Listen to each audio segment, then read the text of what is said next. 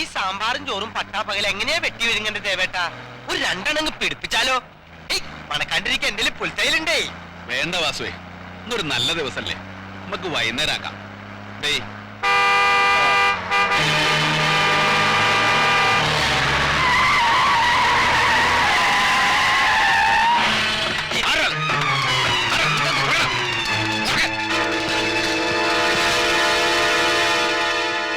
പുൽപ്പള്ളിക്കാരൻ സക്രിയ ഇങ്ങോട്ടിറങ്ങി കൊല്ലു ഞാൻ. എന്റെ മാതാവേ, ചെണ്ടപ്പോല് പിടിക്കുന്ന ആൾക്ക് എങ്ങനെ ഇത്ര കൈക്കരുത്? എന്നെ പോലെയുള്ളവന്റെ നെഞ്ചത്തിട്ട് കൊട്ടാൻ കളറിയും മെയ്യഭ്യാസം ഒക്കെ ഉണ്ട് ദേവനാരായണന്റെ കയ്യില്. അറിയോ നിനക്ക്? എവിടായിരുന്നു എത്രയും കാലം? എന്റെ ദേവേട്ട ഒന്നും പറയണ്ട, ഒരു കലക്കത്തിൽ പെട്ടുപോയി. പിന്നെ മസന കൂടി ബെസ്റ്റ് മാനർച്ച് കൊണ്ടുവന്നിട്ടുണ്ട് ബാഗർ. ഇന്ന് പറ്റില്ല, അച്ഛന് ഷഷ്ടി പൂർത്തി വീട്ടിൽ പോകണം. അത് പറ്റില്ല. ഷഷ്ടിപൂർത്തിയും പള്ളി പെരുന്നാളൊക്കെ പെണ്ണുങ്ങൾക്കും കിളമാർക്കും പറഞ്ഞു. ശരിയാവില്ല, ശരിയാവില്ല, ശരിയാവില്ല.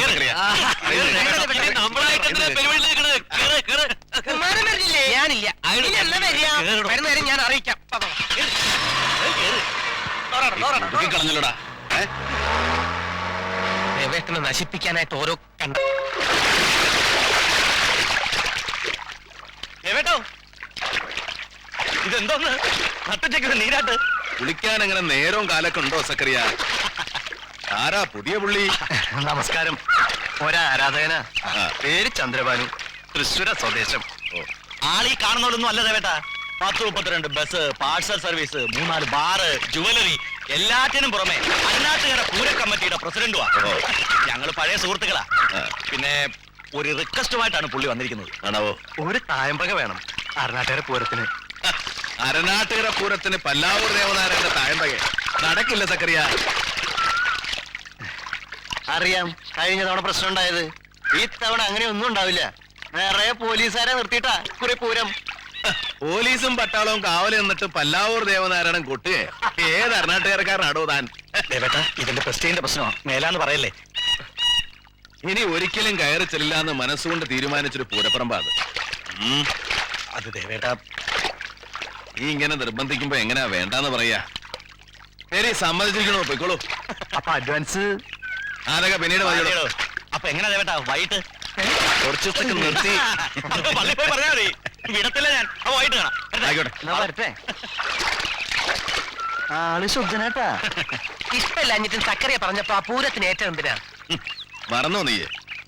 ഏറ്റുമാനൂർ അമ്പലത്തിൽ ഉത്സവത്തിന് കൊട്ടാൻ പോയ ആ രാത്രി ഒരു നിസ്സാര കാര്യത്തിന് നമ്മുടെ നേരെ വന്ന ജനങ്ങളെ മുഴുവൻ നേരിട്ട് ഇവനാ ഈ സക്രിയ. അന്ന് ഇവനെ ഉണ്ടായിരുന്നുള്ളൂ നമ്മളെ രക്ഷിക്കാൻ. ആ കടപ്പാട് എനിക്ക് അവനോടുണ്ട്. അവൻ എന്ത് പറഞ്ഞാലും ഞാൻ സമ്മതിക്കും.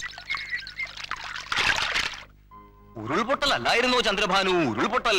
തിരുവപ്പുറ രാമപൊതുവാളും തൃത്താല കേശവനും ഒക്കെ മൺമറഞ്ഞതിനു ശേഷം അതിലൊരു മേളം കേട്ടിട്ടില്ല ഞാൻ. ചന്ദ്രഭാനുവിന് അതിന്റെ ക്രെഡിറ്റ് മുഴുവൻ. ഇടഞ്ഞു കിടക്കണ കൊമ്പനെ കൊണ്ട് കയറ്റി ഇടം പിടിപ്പിച്ചില്ലേ? ഇത് പ്രഭാമയി, എന്റെ ഭാര്യ. ഇത്തിരി കലയടാസ്കിതൊക്കെ ഉണ്ട്. ഇവിടുത്തെ ഒരു ആരാധികയെ മുമ്പൊരിക്കൽ കണ്ടിട്ടുണ്ട്. കലാമണ്ഡലത്തിൽ ഒരു ഡെമോൺസ്ട്രേഷൻ വന്നപ്പോ ഞാൻ അവിടെ ഉണ്ടായിരുന്നു, മോഹിനിയാട്ടം സ്റ്റുഡന്റ് ആയിട്ട്. പൂർത്തിയാക്കാൻ കഴിഞ്ഞില്ല. അതിനു മുമ്പ് ഞാൻ താലി കെട്ടി. ബിസിനസ്സുകാരന്റെ കൂടെ ജീവിക്കാൻ തുടങ്ങിയപ്പോ മോഹിനിയാട്ടവും ഭരതനാട്യവും ഒക്കെ നിന്നു. ഇപ്പൊ സ്വസ്ഥം വീട്ടമ്മ. വീട്ടമ്മയായാൽ ഇതൊന്നും പാടില്ല എന്നൊരു ശാസ്ത്രത്തിലും പറഞ്ഞിട്ടില്ല. എന്നാലും അതൊരു പോരായ്മ തന്നെയാണെന്ന് എന്റെ അഭിപ്രായം. വീട്ടമ്മ വീട്ടമ്മയായിട്ടാണ് കഴിയുക, ആട്ടക്കാരികളായിട്ടാണ് കഴിയുക. അത് നികൃഷ്ട ചിന്താഗതിക്കാരനായ താങ്കളുടെ ശാസ്ത്ര. കുടുംബത്തിൽ പിറന്നവർക്ക് കല ഒരു അലങ്കാരം തന്നെ. അതാ അതിന്റെ ഒരു ശരി. അതാ. അല്ല, എന്നാ പിന്നെ നമുക്കത് മേലോട്ടിരിക്കുക. എല്ലാവരും ഇവിടെ കാത്തിരിക്കുകയാണേ. ആയിക്കോട്ടെ. ഒരു ആശിനി ദേവനാരായണന്റെ ഒരു കച്ചേരി കേട്ടാ കൊള്ളുന്നുണ്ട്. ഞാൻ ആര്? ചെമ്മാങ്കുടി ശ്രീനിവാസയ്യങ്കാരോ കച്ചേരി നടത്താൻ? ആ കച്ചേരിയല്ലെന്ന്, ഈ ഇടയ്ക്കൊക്കെ കുട്ടിപ്പാട് നടത്തുന്ന ഒരു കച്ചേരിയല്ലേ? ഈ ഇടയങ്ങാണ്ട് തൃപ്പൂണിത്തുറയില് ദേവൻ അങ്ങനെ പാടുന്ന ഒരു പടം കണ്ടല്ലോ പത്രത്തില്. അത് പൂർണ്ണത്രീശന്റെ മുമ്പില്, ഇത് കുന്നംകുളത്തുകാരൻ നസ്രാണിയുടെ മുമ്പില്. കലാകാരന്റെ ഒരു അധപ്പതനം നോക്കണേ. എന്നാലും നമ്മുടെ റെപ്പായി മാപ്പയുടെ ഒരു മോഹല്ലേ ദേവേട്ട? ഒരു 2 വരി പാടുന്നേ. പ്രഭേ, ആ ഇടയ്ക്ക് നിർത്തി കൊടുത്തേ. ഓ, ഇനിയിപ്പോ റപ്പായി മാപ്പയുടെ മുമ്പില് പാടിയില്ലാതെ വേണ്ട. ആയിക്കോട്ടെ.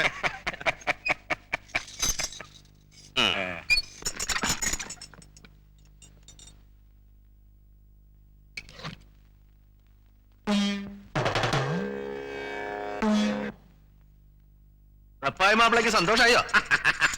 പൊന്നും കുരിശ് മുത്തപ്പനാണ്. സത്യം പറയാതെ വയ്യ. പാട്ടിനേക്കാൾ എനിക്ക് പിടിച്ചത് ഈ ഇടയ്ക്കയാ. കൈപുണ്യം അല്ലാണ്ട് എന്തു പറയാനാ?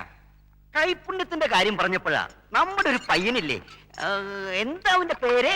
ഏത് പയ്യൻ?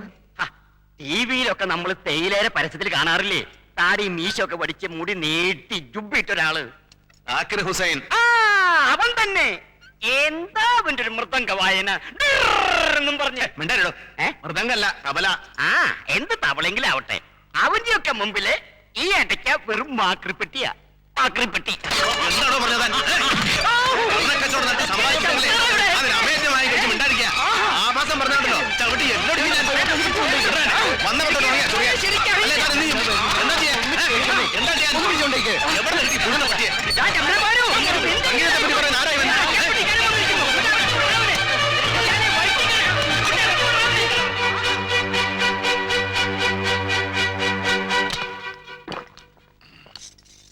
ദേവേട്ട, ക്ഷമിക്കണം, ഞാൻ മാപ്പ് പറയാം. ഞാൻ പോണു. പോവരുത്. അയ്യോ ദേവേട്ട, ദേവേട്ട, പോവരുത് ദേവേട്ട. ദേവേട്ട, പോവരുത് ദേവേട്ട. എന്താ നിന്നെ കുറിച്ച് വിചാരിച്ചേ? നിന്റെ ദുർമേധസ് കണ്ട് ഭ്രമിച്ചു പോകുന്നു. പറയടി.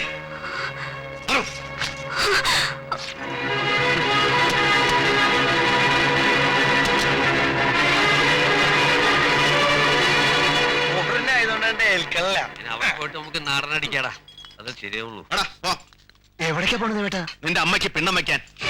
എന്താണ്ടായത് ദേവേട്ടാ? കേക്കണോ നിന്റെ ഏഴാമിടത്തിന്റെ പുരാണം?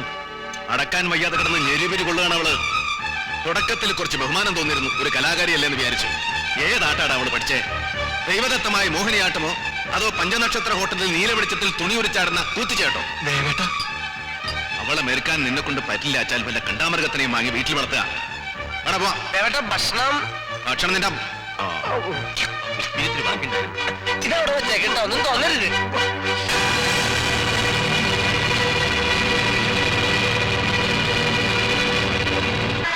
നാശം, ഈ വിറകച്ച കത്തുമില്ല. ആശാനെ, ആശാനെ,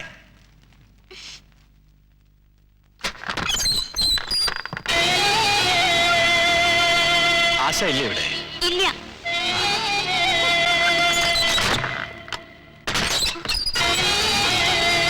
അച്ഛനോട് ഇല്ലാന്ന് പറഞ്ഞില്ലേ? ഞാൻ അച്ഛനെ കാണാൻ വന്നതല്ല.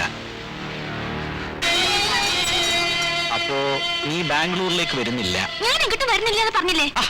വാശി പിടിക്കല്ലേ. സക്രിയ കൊണ്ടുപോണോന്ന് വിചാരിച്ചാ കൊണ്ടുപോകും. അങ്ങനെ പറഞ്ഞത്. കിടന്ന് തുള്ളാതെ പെണ്ണേ. നീ ആര്? ശീലാവതിയാ? ഇവിടെ ആരും ഇല്ലേ? ഗുരുനാഥ, ഗുരുനാഥ. ആശാനെ, എന്താ ഇത്? എന്താ മണി? സക്കറിയ വന്നിരുന്നു. ഞാൻ എത്തിയില്ലായിരുന്നെങ്കിൽ അവൻ എന്റെ മോളെ. നിന്റെ വലങ്കൈയല്ലേ അവൻ?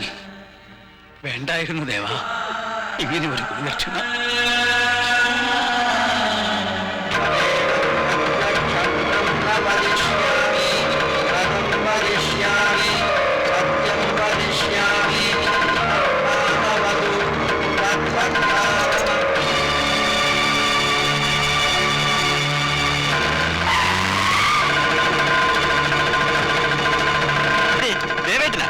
കൂടെ നിന്നിട്ടുണ്ട് ചില തമാശകൾക്കൊക്കെ.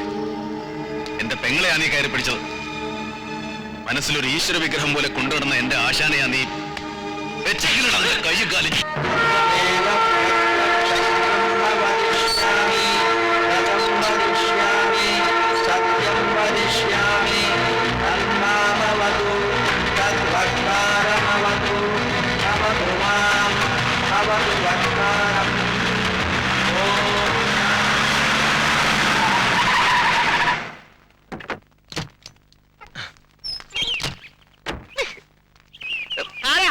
ഞങ്ങൾ കുറെ ദൂരനാ. തിരുമേനി ഒന്ന് കാണണം അത്യാവശ്യമായിട്ട്.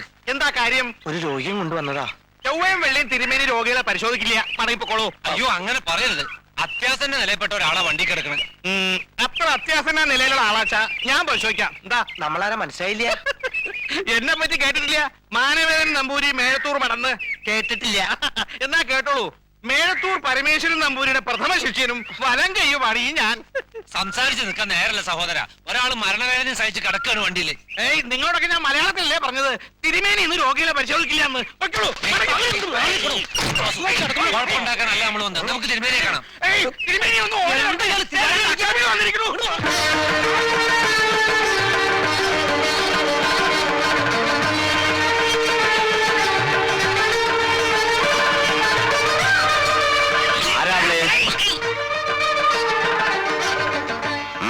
തിരുമേനി, ഞങ്ങൾ ഒരുപാട് ദൂരെ നിന്ന് വരിക അപകടത്തിൽപ്പെട്ട ഒരാളെയും കൊണ്ട്.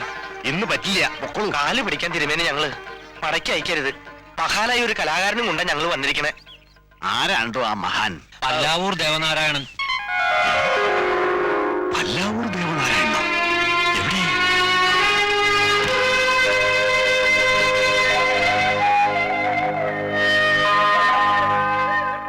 എവിടെ? വേണ്ട, ഉണർത്തണ്ട.